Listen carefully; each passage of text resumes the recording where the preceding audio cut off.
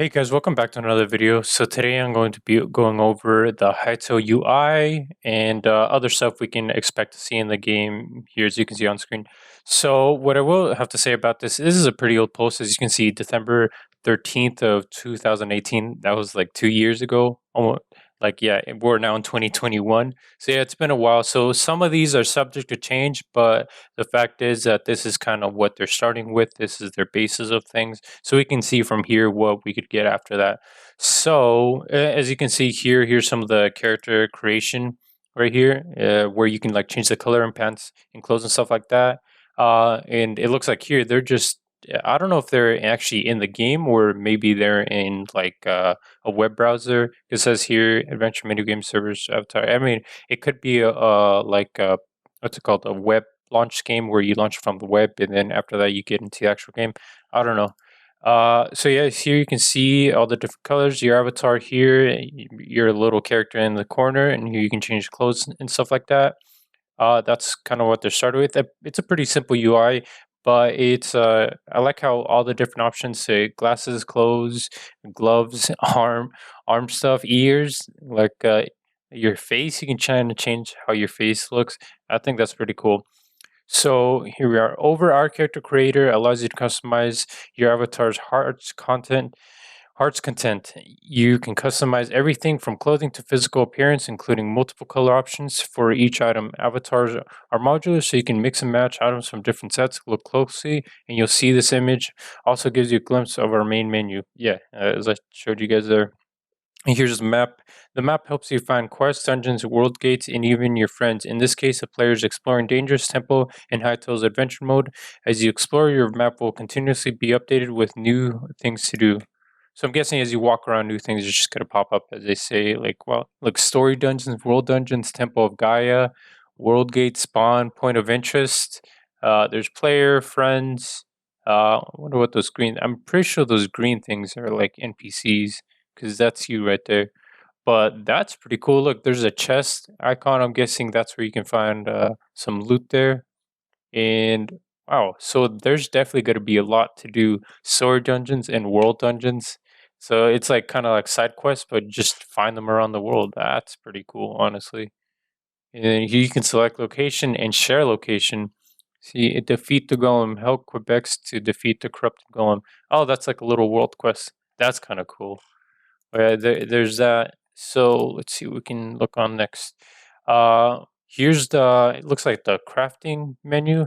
We're still experimenting with the UI, particularly when it comes to crafting. One of our ideas is to incorporate crafting and survival process directly to the inventory screen, letting you easily, quickly, and gear you need, letting you easily and quickly assemble the gear you need to survive in the wilds, while also offering flexibility to PvP players. So one thing I do have to say about this is the fact that I hope you wouldn't just be able to craft, let's say, whatever item out in the world without actually needing a crafting table. I'd say it would more be, I guess, more like a fantasy RPG type game where to craft the really powerful weapons and the cool stuff you need, you have to have like a workbench, like it says right here, and you have to actually like go to your home base, build one, and then craft the stuff you need there. Mix and match. And it looks like we're also going to be having different tiers of weapons. So white, green, blue, purple. I think it goes purple then blue, but it would make more sense the other way. And then like golden or yellow. That looks pretty cool. And you could have looks like different materials you can make different swords out of. Look at that. That's pretty cool. But yeah, like I was saying, like I think it'd be better in such a way that you just at your own base crafting it. Now you can't just craft a whole big sword while you're just out in the wild and have nothing with you. I think that'd make it less immersive if I'm speaking for myself. I wonder what you guys think. Let me know. So, as you progress further in the game, you will be able to experiment with crafting ingredients and found components to make powerful weapons and gear. This rewarding crafting system allows you to combine and experiment to discover new recipes while you're still showing you all the recipes you already know. Okay, that's pretty cool. So that way, this looks like a little GUI for trying to make a sword, and it seems like you're going to be able to make different types of sword, axes, maces, war axe, warhammer, stuff like that. And so it looks like all these are made out of iron. So I'm guessing this is the iron, but you'd probably be able to use other materials and maybe infuse it with different stuff, like maybe like the heart of a Quebec. I don't know, something like that. That'd be cool. That'd give it like a little bit of a plus or minus, like attack damage or like effects. That'd be pretty cool. So there's that. And so here's some of the tooltip concepts. In Hytale, you'll create loot increasingly powerful equipment, and above picture shows off the tooltip concept you're experimenting with. We want to make it as easy as possible for you to assess strengths and weaknesses of your gear on the fly. So yeah, that looks pretty cool. So here's like a common torque sword, 7 to 13 attack damage, two hand sword, 15 out of 15. Does that mean how much durability it has? That's definitely what I'm guessing. A soldier's plate, a rare, 28 gives you 9 health, or it basically blocks to give you 9 health. I don't know. So there's a fire sword, enemies hit and have a chance to be set on fire. So this is what I mean. Like it'd be cool if you can like have little custom swords like that and make your own epic, but it's slow, a demonic axe. So yeah, so that's true. A legendary is yellow. It's kind of like the Borderlands color system for the guns. So consume the soul of your slain enemies, increasing your damage for a limited time. Some of the damage you deal is reflected back at you. Oh, that kind of sucks because like let's say you're like low health, but that's the only weapon you have, and you kind of kill yourself with it because you're trying to defeat other stuff. That would kind of suck. But I mean, it's a cool concept though. I think it's pretty cool. 46 to 15 DPS. Seems like this one does more DPS maybe. Oh, that's cool. I kind of like this tooltips. All right, and then the next thing I have for you guys is the customizing Hytale. This was another blog post posted on October 20th to 2019. You guys can go check it out. It's basically about customizing Hytale in the world and how they can build and import their own textures and structures and stuff like that. So here's where we're going to start. Hytale's weather system makes a huge difference on how an area feels in creating zones and biomes for adventure mode. We've already outlined dozens of presets that change everything from the color of the sky to specific textures used for different phases of the moon. In the image below, you can see the same landscape at different times of the day and under different weather conditions. Sorry about my Discord there. They're pretty annoying. Okay, so here's the time of day and weather changes. So here's like just regular daytime, kind of sunset. This is like an eerie sunset.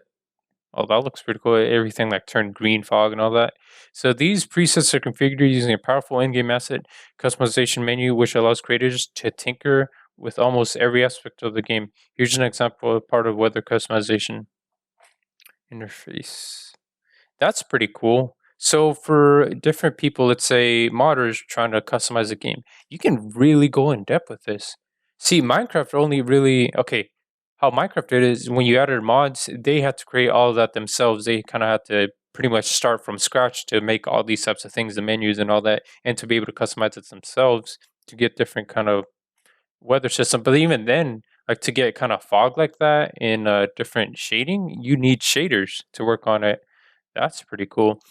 In this example, you can see how different colors can be set for different aspects of the weather at different times of day. Using the bar at the top, creators can cycle through times of the day to preview their changes. The menu on the right provides access to other aspects of weather customization, including swapping skyboxes, starscapes, all without quitting the game. Best of all, these changes can be experienced by everybody connected to the server. Once presets are created, they can be switched using simple text commands or bound to press key press. Here's an example of whether presets being cycled. All right, we're gonna play a video. So I'm guessing it's kind of like in Minecraft we put weather clear, time set day, time set night, and everybody on the server sees it is kind of the same way as that. But the fact that it seems like you can be able to change skyboxes and like kind of make it, I don't know, the way I'm thinking, you're gonna be able to change a lot without ever having to quit the game. I guess when shaders, when you have to configure stuff like that, like when you actually have to change some effects, you sometimes have to quit out the game. But this goes really in depth. Like look at this. You can have a really foggy day. It's semi fog. You know, you have the god rays coming out right there. That's really cool. Man, I can't wait to see like the full effects of this stuff. This is gonna be really cool. Yeah. Oh wait, you know what? I never noticed. The trees are waving. The leaves. are waving like that. Look, there's some snow. That's pretty cool. So it is kind of just like Minecraft, but it seems like it will be more in depth. This is only one example of what can be done with the asset customization menu. While we're not quite ready to show off the rest of the user interface, we are going to spend the rest of the post illustrating other things it can do in the power it grants modders. Live texture changes. Changing the weather is one thing, but if you really want to customize an environment, then you'll want to change textures. Hytale's in-game tools allows you to change textures associated with a particular block or model on the fly to a granular level of detail. Want to change how a particular kind of stone looks? You can do that. Want to change the color of the grass block without changing the color of the soil? Oh, okay. You can do that too. Then you can watch your changes take place real time as the updates take effect for every player. Wait, I'm guessing it's gonna be kind of like a resource pack, like slash texture pack. Look at that. It kind of changed it. Oh, so how I'm thinking it would work is kind of like texture packs, but in the way that not everybody has to have the same texture pack. This just changes basically for everybody. This would like apply for everybody, and everybody who see the changes in the world happen. That's pretty cool. So advanced building tools. We're also working on tools that help builders to quickly construct sophisticated creations. These include copy paste functions that let you replicate complicated arrangements of blocks, as you can see below. Oh, so basically world edit, but it'll actually be in the game just by default. That's good. See, this is the type of stuff we need, but like in the game like Minecraft, but it'll just be there. That's pretty cool. All right, combining these techniques with options provided by live asset customization gives builders a huge amount of power. An example below, World Team member Opta OTM uses several different techniques in order to quickly expand and refine complex building. Okay, so there he is building. Is he gonna copy and paste the whole thing? Oh, he did. That's pretty cool. Okay, so yeah, it's basically kind of gonna work like World Edit and those like building tools. Yeah, that's pretty cool. Okay, in so custom weapons and effects in-game customization also extends to items, weapons, particle effects, and gameplay. We're going to dig much deeper into this in a future blog post because it is a massive subject. But for the sake of demonstration, here's what's possible with a custom model and a few minutes of in-game configuration. So you can basically make guns. I mean, that's cool. I mean, we're gonna be able to have like Star Wars, Space Wars, just in game. I think that's cool. It's not just gonna be like make the game so you're only kind of have like in this era where it's like a fantasy RPG, but you can have like weapons and such. You can create whole, I guess, customizations, mod packs based on the fact that you're like in a different type of world because that's how modders are gonna want to do it sometimes. That's gonna be really cool. You're gonna be able to just do all that within the game without having to really add much to it. Man. See, some of the stuff is just, I think it's pretty amazing that what we're going to be able to do. The model and animations for this laser rifle created in Hytale Maker for the modding segment of the Hytale announcement trailer. All we need to do is turn it into a new weapon, was assigned a projectile and on-hit particle effects, establish damage values, and test it out on some zombies. It'll be easy for modders to customize all aspects of the combat experience and test their changes live. That's awesome. See, I want to do that both with like magic wands, like staffs and stuff like that. I want to do that. All right, changing character models customization doesn't enter. Player models can be changed on the fly and look. Okay, so it's basically just well, actually no, like skins. It takes a whoa. This isn't just skins. This is like full. You can change your. Oh, that's cool. What? Okay, I thought it was just she was just gonna change clothes, but no, she can change like her whole model. That's cool. Now, see, this is what I'm talking about. That's really cool. Okay, almost all of Hytale's creatures can be made playable with a push of a button in the attachment system. This last previewed in our introduction to Hytale Model Maker. This means you can even equip weapons and arm perform actions that those creatures never normally do. These changes can be applied to player, a group, or even anybody on the server. Do you want to play a game where Deadeye Pigeon tossing knives at distant targets? Probably not, but we did that. So you can add armor to that. That'd be cool. So you know how in like World of Warcraft and, and like other games like that, you can be different creatures and characters like that, and you have armor for all those guys, but they look good on them. That'd be really cool. Let's say you want to be like orc in this, and then you just want to play out the whole game that way, and you want to fight like that. You look cool, and you'd have all the armor, you'd have all the weapons, and it actually work very well. Gee, that's really awesome. The crucial thing is that we give monitors and server operators as much freedom as possible to use their imagination, push the limits of the system, experiment with having to rely on external tools. Besides, what's the point of filling the game with monsters you can't play as one of them from time to time? I agree. I definitely agree. Wait. See? Look at that. You can turn into a whole dragon.